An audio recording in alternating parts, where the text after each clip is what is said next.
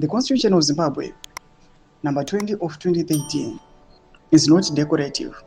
It is the supreme law, and it establishes the defense forces under a clear legal framework governed by the Defense Act, Chapter 1102. The law is explicit. Members of the defense forces are subject to military jurisdiction, including courts martial. Nzarabena mashoko kubudanyo kwapangwa ine pamsoro pe this fellow Zimbabwean.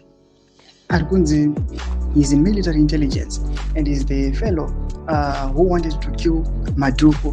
Anozikanos Maduku is one of the people who are against the proposed amendments. Not for subscribe or like or on the bell icon. Tipina mhendo yakiram jatano post achiti.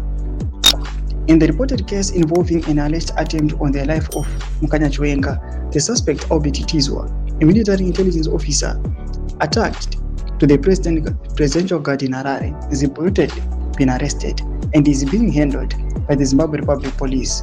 That is not a technically, it is a direct breach of the law. A serving military officer is not investigated at the convenience of civilian authorities. The procedure is clear. If arrested by anyone, that officer must be immediately surrendered to the military police and processed under military law, including appearance before a court martial.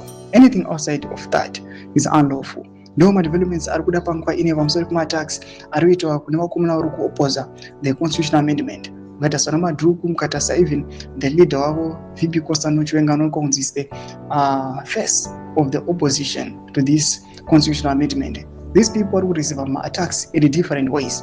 We do not know which faction is going to succeed, Jugananda or this faction Yavama General Anozikana Kunze. They are opposed to the constitutional amendment.